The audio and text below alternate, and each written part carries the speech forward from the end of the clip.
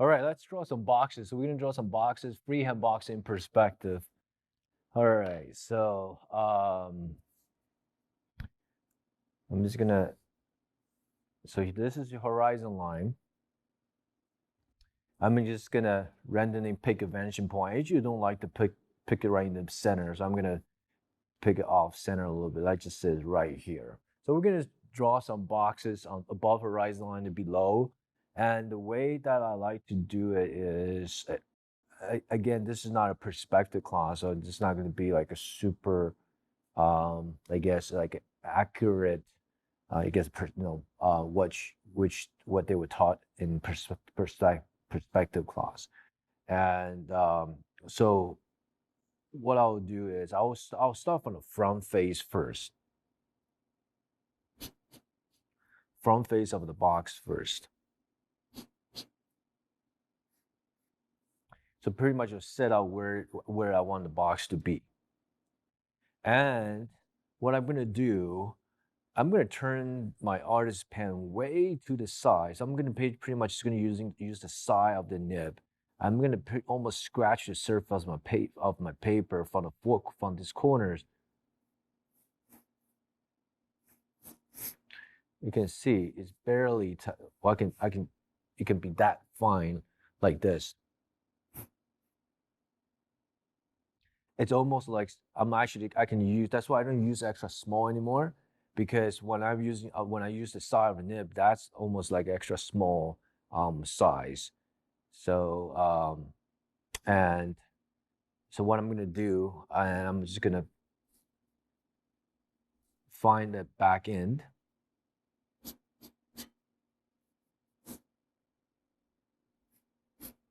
I'm gonna finish up like this.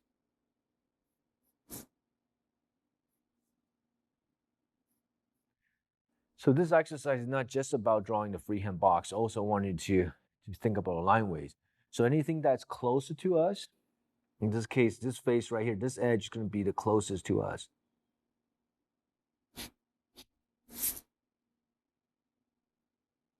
It should be the heaviest line weight.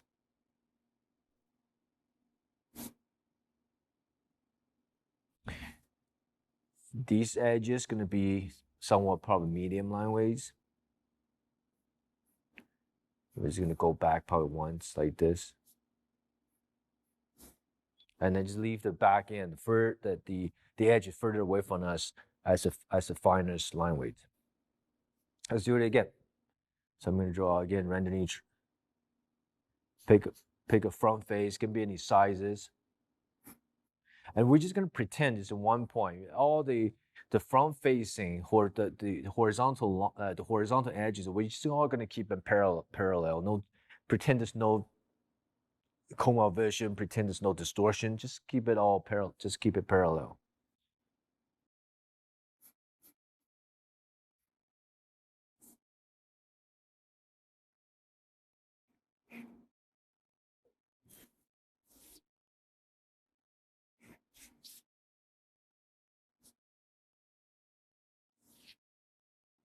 Barely scratch the surface. Let me do it harder so I can show it better on the camera. See it right there. And I'll pick the back end. You want to keep it square, let's just eyeball it. It's not going to be out here. Probably going to be somewhere about right here.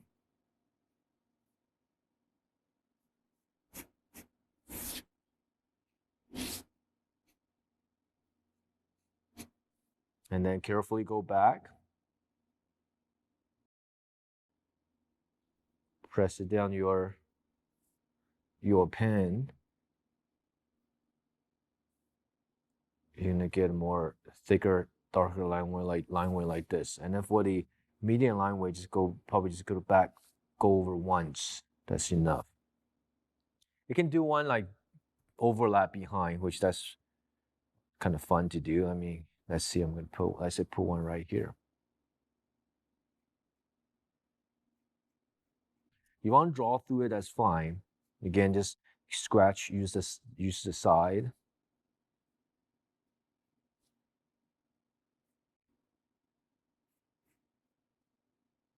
Again, pretend there's no distortions, because by now there probably should be, but it's again, pretend there's all the same.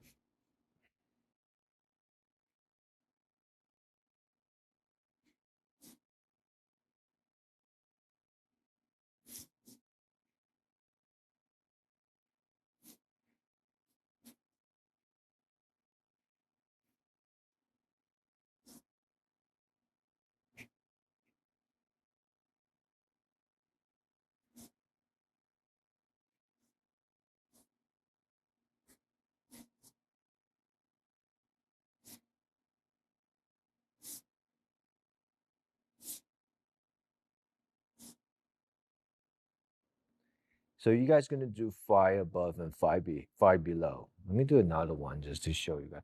I usually don't like to notice. I don't like to draw directly above or below the dimension point. What happens is now you don't get any of the side. So I usually like to just do a little bit away from it. It'll be a little bit easier.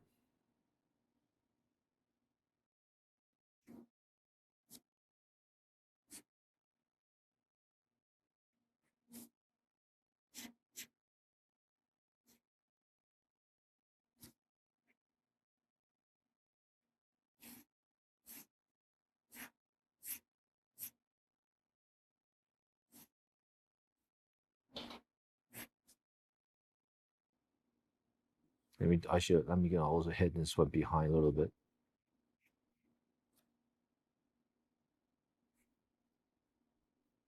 Seems so close to dimension point. So look how flat this edge is turned to.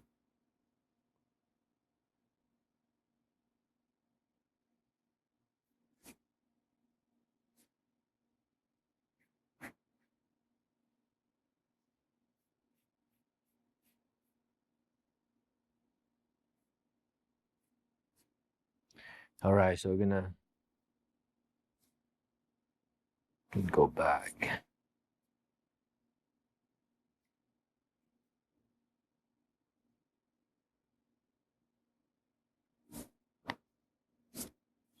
Let's do a tiny one.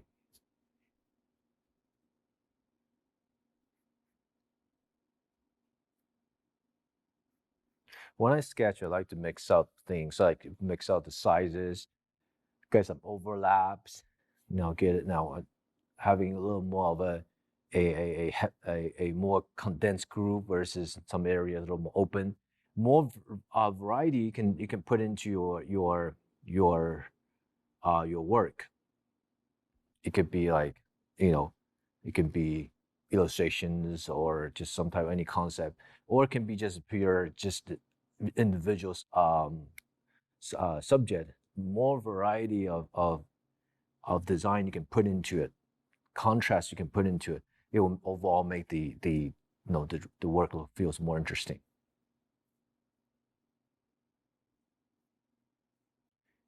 So scale different, line weights different, balance different, contrast difference, straight versus curve, triangle versus circle, anything, any almost any contrast complementary idea you can throw in is always good for making your work a little more exciting. I do that all the time.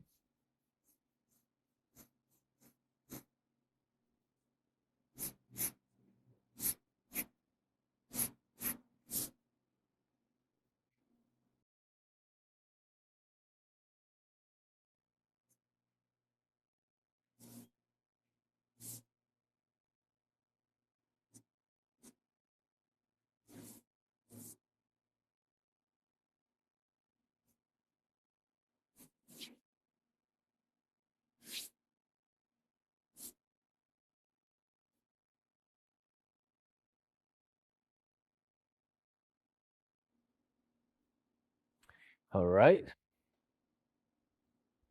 so let's do some below the horizon line.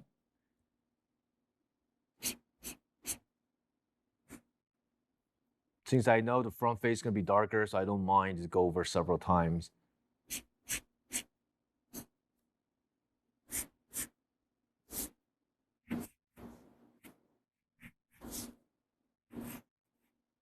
If you want to do the last corner, you can.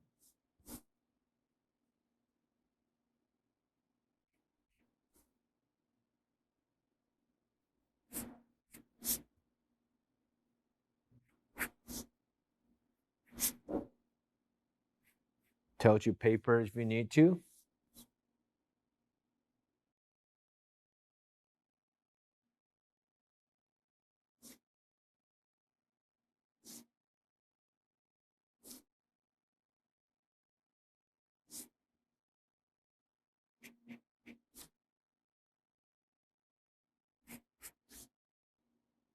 Well, let's just do a rectangle because it doesn't matter. As long as it's a box.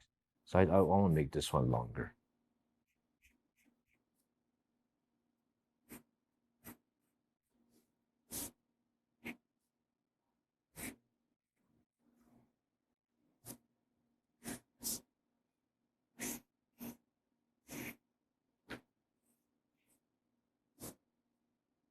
Put it back here. Still right here.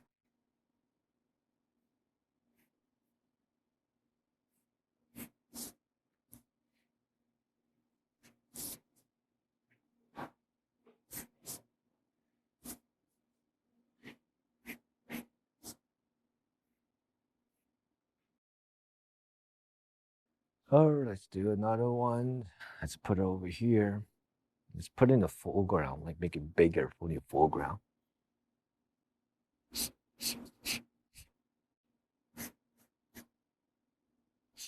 Again, trying to avoid right below the vanishing point.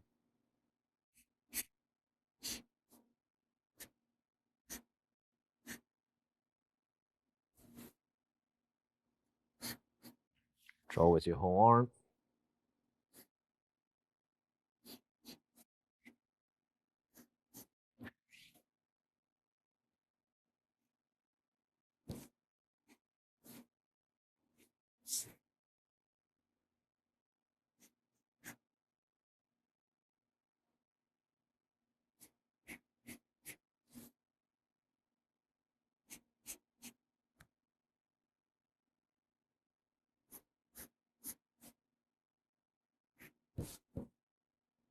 Medium, medium, heavy. Oops. It's okay.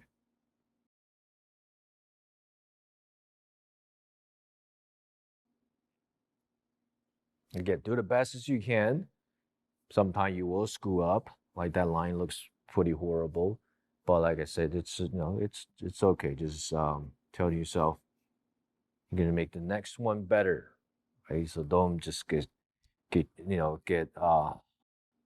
of haunted by the problem in artists where often we very self cautious. A lot of us are very have has this kind of professionalism. Everything has to be perfect. I know I'm like that myself. Um, but sometimes you just have to tell yourself, just easy, relax, and if let's make the next one better, so you can not so stressed out. Especially as instructor of myself, I do a lot of demos, workshops, things like that in front of an audience, and you have to learn how to not to be too stressful, too harsh on myself. So let's put one right here. I shouldn't I put it behind.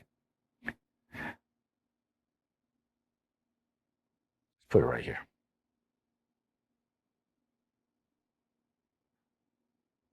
Okay, let's put it right.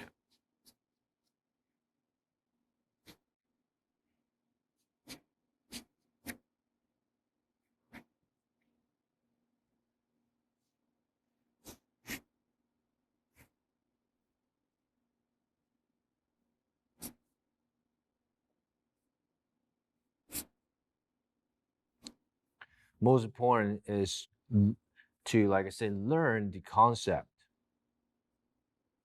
You have your whole lifetime to practice on this.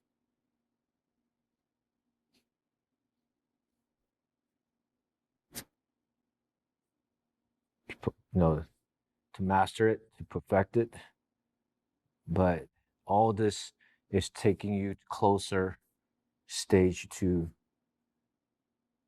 make a better artist. But although we're doing right now so far, our first lesson is doing a lot of lines, boxes. You're pretty sure you guys have probably all done these before, but like I said, no, maybe no, maybe you haven't done it like freehands um, or you've done it like, differently. But like I say, all this is going to be very useful, and later on into our other lessons. All right, I have another box I want to share, box exercise I want to share with you guys. I'm going to use the back side of the page. And as I promised, I'm going to use a marker this time. Where's my marker? I'm going to use a number 2.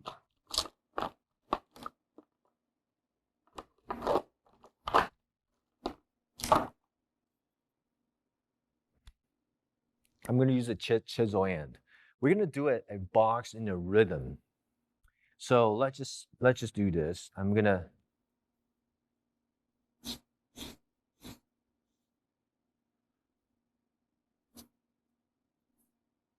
Let's go this way. Let's go this way. So with the marker, I can be a little bit less, less careful because you're not going to see it. So we're gonna do a box like like what we did with ellipse. And we're gonna have a hierarchy from small to large, from distant to close to us. So I'm gonna start off a distance. So it's gonna be basically like all these almost like a galaxy of boxes that's kind of floating, turning, and coming out toward the audience.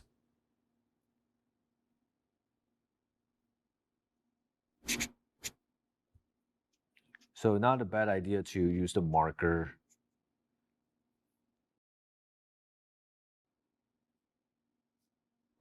There's a bunch of boxes, small boxes.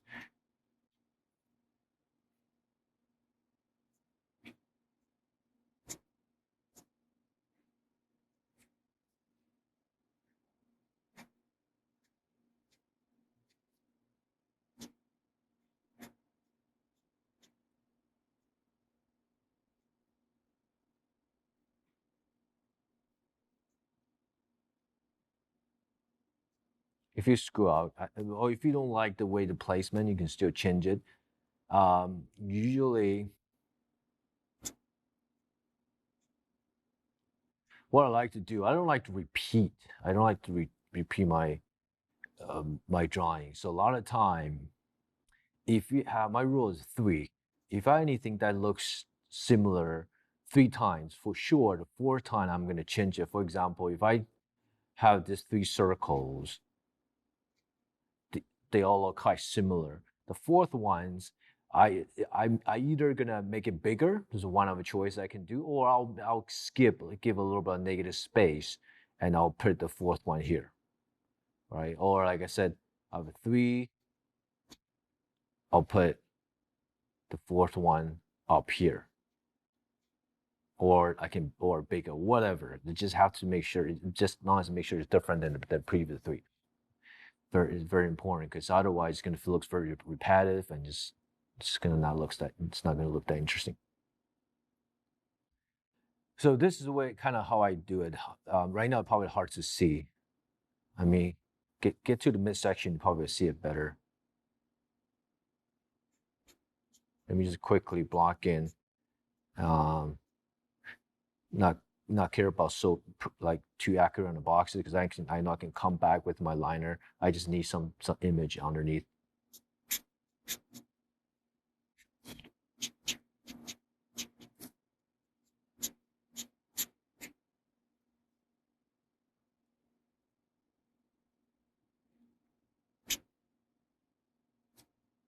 Turn this one over down this way. And then I want an overlap. Let's do an overlap. Let's put one right here. And let's put one right top of right here. All right. So this is the way I kind of how I visualize it. I'm almost imagine I'm looking at 3 like above, like a helicopter shot, like looking from above. So my top plane is my guy. So this is my gestures. So all my top plane is directing where the boxes will go. So if I want you to look this way,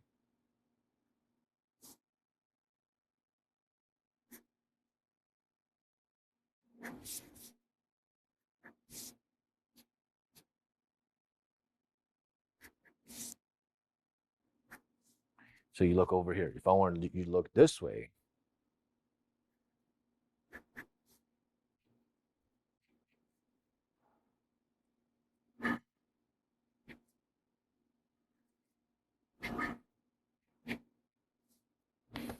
I want you to look, come over here.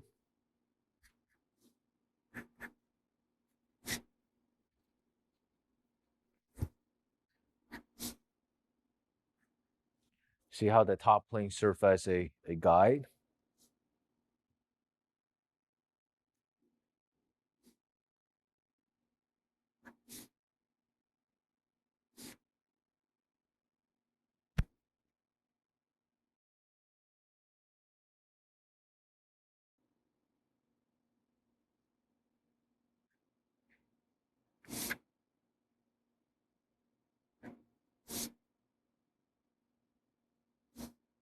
And I was gonna say normally when I do like a demos stuff, I tend to go a little bit faster because I'm afraid the students are gonna get bored. So you don't have to draw the pace as I do. You can slow down. Maybe I should slow down too, since I'm not worried about I'm not really teaching a class. So maybe I should slow down myself so I won't keep making mistake.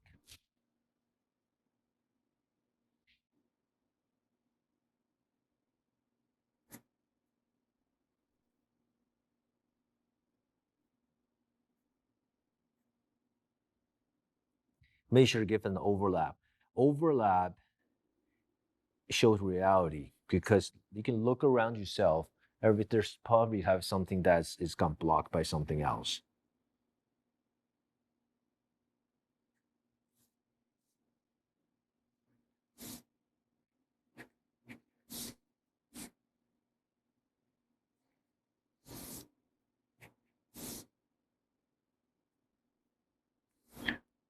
A lot of boxes, a lot of lines, a lot of muscle memory exercise, circle, ellipse.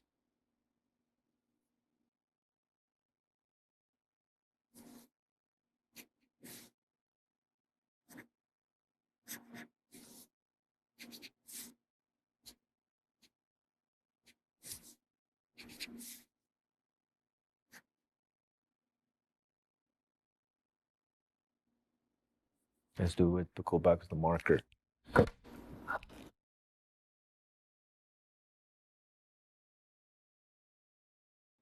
Yeah, I'm very happy to be here today because this course there's so many I got so many requests about this tutorials.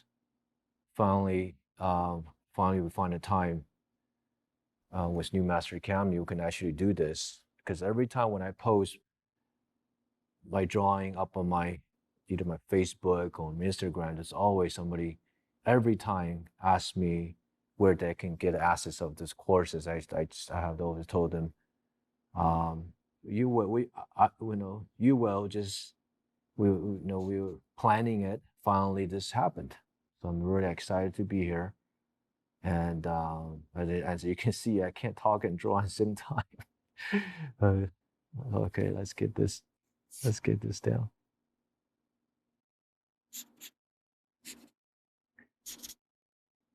And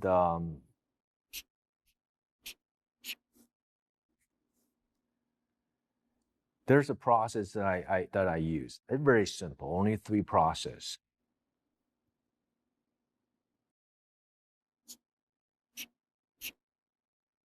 gesture, shapes, and structural. One, two, three. In animation, they call line, mass, and form. Same thing. Sometimes different body people call it differently, but it's all the same thing. Some people call gestures as line actions. The animation call line actions. Um, Mike Matesi called force, but also it's all the same thing. It's basically is what this. its most important lines.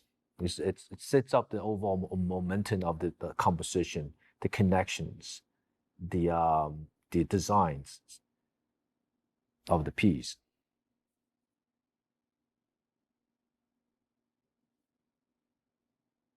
Let's do one. Let's see. Let's add a little one right here. So I have a little heavy right there. Can come over here and bring it over. So let's put another one right here.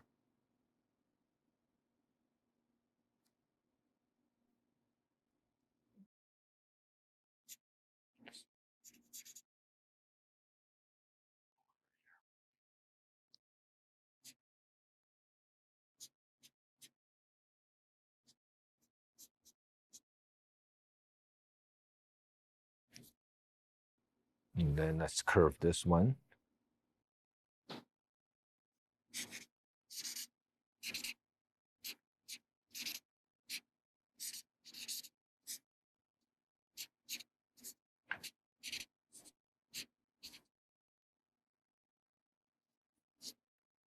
Let's put one right here, like this. One will feel like just kind of isolated by itself. By itself. I can even probably put one big old one right here. Feel like coming out like a comic book coming out from the picture plane, like that. All right, so that's good enough. All right.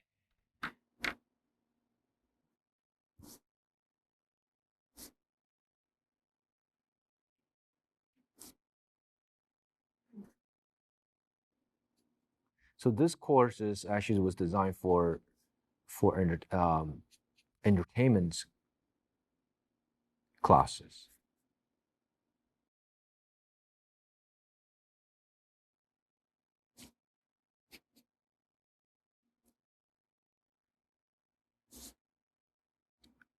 Myself, I was a illustration background.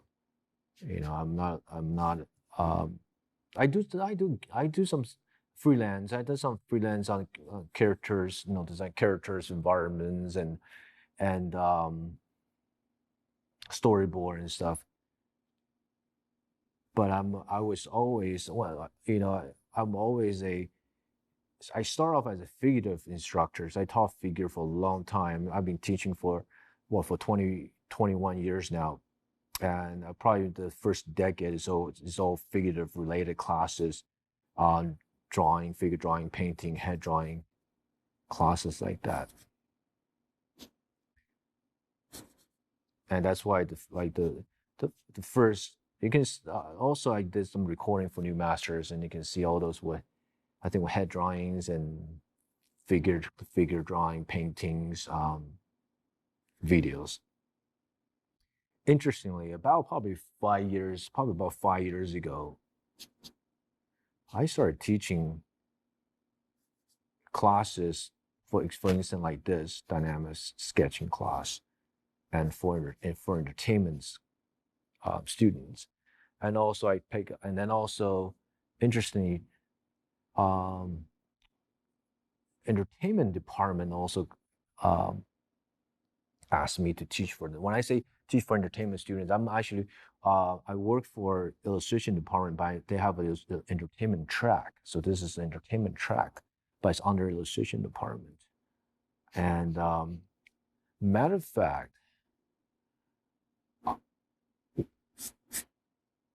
this class has a credit to Norm Sherman. He's the guy who actually started this class. I didn't design this course. He did. And that was the very first entertainment classes that was offered back in the art center. And I didn't get a chance to take it. I wish I wish and I would have. Basically, and so he passed on this class to several other, other instructors. And probably about 5 years ago, and I took over.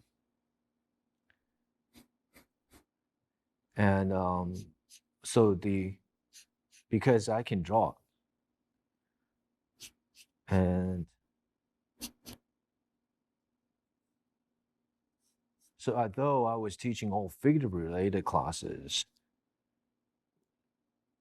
their entertainment director, Bill Perkin, which he also is one of the recording artists I hear New Master Academy. He's my directors. He knew what I can offer on my and so he asked me to to teach this class. I remember very interesting. I remember the first time I put my demos from this class up on my social media. So I think maybe was marine animal or something. I can't remember what I put on. And my response. People didn't know I can draw something else besides a figure. And since then, interestingly, I don't get teach chance to teach figure classes anymore. Right now, for the past 5 years, I'm teaching only for entertainment and animation students, which I enjoyed it a lot because I can really express it in terms of design. I can really exaggerate it. I focus on storytelling, which I really enjoy, and uh, yeah, I'll talk more, but I think this is it for this exercise. So this is a box, basically. Start with a marker. You can start with a marker. Get that rhythm in. Just you probably don't even need to draw this. I don't know what I did this. Just do it. Just do a gesture line, and then just visualize this box pile of boxes. Like I said, floating, coming toward the picture plane. All right, and then you guys go ahead and give a shot.